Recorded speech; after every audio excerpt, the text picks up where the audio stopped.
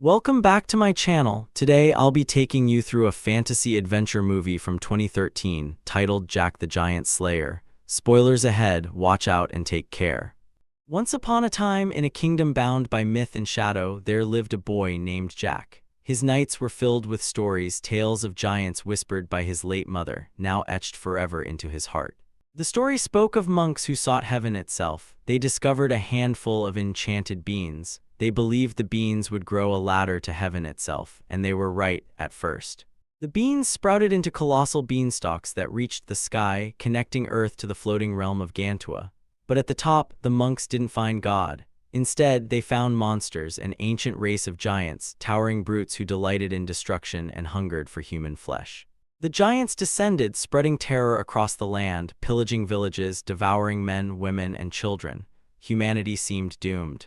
Far away in the palace, another child listens to the same tale, the young princess Isabel. Her mother reads it to her and asks if she's not afraid of the giants leader with two heads. The girl says no, so the mother continues. The legend went on. To turn the tide, the monks forged a crown from the melted hearts of giants. When King Eric placed it upon his head, the giants bent to his command. With the crown, he forced them back into Gantua and cut down the beanstalks, sealing them away forever. Eric was buried with both the crown and the beans to ensure the giants would never rise again. Over centuries, his deeds faded into myth. Jack's father tucks him in. The boy asks whether the giants will ever return. His father assures him that giants are not real. Isabel's mother tells her that King Eric was real in a way, she's of his blood. When the princess confesses about wandering into the catacombs and having seen Eric's tomb, her mother does not scold her. Instead, she encourages her to stay curious so that she may one day become a wise queen. 10 years later, Jack is 18, poor, and living with his bitter uncle. Isabel has grown into a beautiful young woman. Her father, King Bromwell, insists she marry the ambitious noble Roderick. Isabel, however, yearns for freedom, not a cage of politics. One day, Jack's uncle sends him to town to sell their last horse and cart, but Jack is distracted by a traveling play retelling the legend of King Eric. In the crowd, he spots Isabel disguised as a commoner. When thugs harass her, Jack bravely steps in and earns a fist to the face for his troubles. Hey, that's no way to treat a lad. Oh. The confrontation ends when the royal guard intervenes, and Jack realizes the woman he defended is no mere commoner, but the princess herself. Later that day, destiny crosses his path again. A fleeing monk, pursued by soldiers, begs Jack to take his horse in exchange for a handful of stolen beans. He warns him to guard them well and never get them wet. By the time the soldiers arrive, the monk is gone and Jack is left holding what appear to be worthless seeds. When Jack returns home, his furious uncle scoffs at the trade and tosses the beans aside. That night, a storm rages. Roderick investigates the captured monk about beans. The monk refuses to give information, warning Roderick that he should never have stolen the beans from the tombstone. He claims to be aware of Roderick's sinister plan. At that moment, Roderick stabs him to death. Isabel, restless, sneaks out of the castle in disguise. Caught in the downpour, she stumbles upon Jack's cottage, seeking shelter. The two talk by firelight, a princess and a farm boy, both trapped by the lives they were born into. But as they speak, rainwater trickles beneath the floorboards, right onto one of the beans. The ground trembles, the cottage shakes. With a roar of splintering wood, a massive green stalk erupts beneath the house, tearing it skyward into the clouds. Jack and Isabel cling for their lives as the house is carried upward. Jack is thrown clear, falling back to the earth. Isabel is trapped, lifted higher and higher into the stormy sky. When Jack awakens the next morning, soldiers surround him. The king demands to know why he has his daughter's bracelet. Jack explains what happened, pointing to the towering stalk stretching into the heavens. The king gathers an expedition to rescue Isabel. Leading the mission is the loyal knight Elmont, joined by Roderick, who clearly has ambitions of his own. Jack insists on climbing with them, the only witness to what happened and the only one who refuses to abandon Isabel.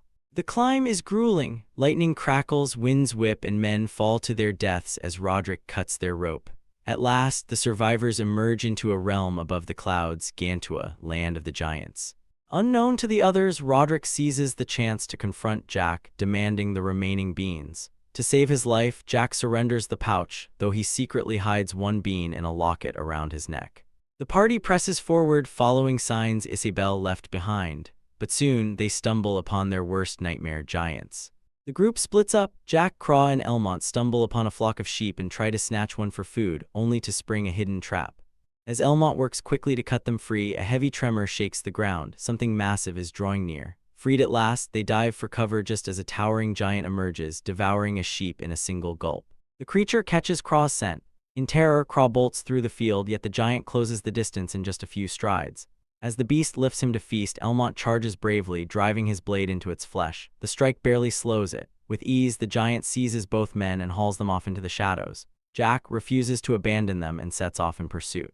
The second group reaches a roaring waterfall where the Guardian tells Roderick to rest while he scouts ahead, but instead they betray him, shoving him off the cliff. Before they can celebrate, a giant bursts from the mist, snatches Wick, and devours him whole. Another giant appears, but Roderick, miraculously alive, seizes the enchanted crown just in time to command his own survival. Meanwhile, Jack trails a giant deep into their colossal city. There, Princess Isabelle is held captive, refusing to answer her captor's questions, but the two-headed General Fallen knows the truth. She's of King Eric's bloodline.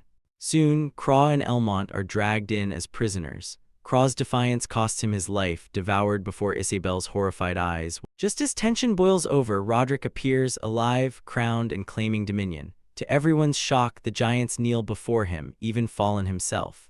Elmont dares to hope for salvation, but his relief shatters when Roderick orders the giants to rise as his army, promising them the world at dawn. Meanwhile, Jack sneaks into the giants' kitchens. There, Isabelle and Elmont are about to be baked alive by a cook. Thinking quickly, Jack arms himself with a blade far too big for him and strikes. Against all odds, he slays the giant, rescuing both captives. For the first time, Jack proves himself a warrior. Together, they escape the lair, but their path is blocked by a sleeping sentry. Jack devises a clever plan. Using a beehive, he torments the giant into stumbling off a cliff. Isabelle and Jack hug, but Elmont disapproves. The way home is clear, but Elmont chooses to stay behind, determined to face Roderick and end his treachery. At the base of the towering stalk, a giant crashes to the ground. The king, realizing the danger, commands his general to cut the beanstalk to save the kingdom. The general hesitates. Isabelle is still above, but the king, with grim resolve, seizes a sword himself. Whispering an apology to his daughter, he moves to strike. Seeing his king's unwavering courage, the general finally relents and orders the men to bring the beanstalk down. Back in Gantua, Elmont waits at the cliff's edge until the thunder of the giant army wakes him. Roderick soon arrives, only to be ambushed, dropping the last of the beans into the cave below. As they clash, Roderick calls on the giants for aid and Fallen orders them to dig through the stone. The duel rages, Roderick nearly casting Elmont to his death, but with one final strike of his blade and a desperate thrust of his knife, Elmont ends him. The giants break through too late to save Roderick, but they claim his crown. Fallen slips it onto his finger like a ring and becomes king of the giants. At the stalk's base, the men finally hack it apart, sending tremors up to Jack and Isabelle. The massive stalk begins to collapse, crushing those below. Elmont jumps on the top of the stalk before it collapses completely, and General Fallen watches it go in despair. Jack urges Isabelle to hold on, swinging them to safety as Elmont leaps free just before the falling stalk smashes into the palace. Believing Isabelle lost, the king grieves until his general returns her safely.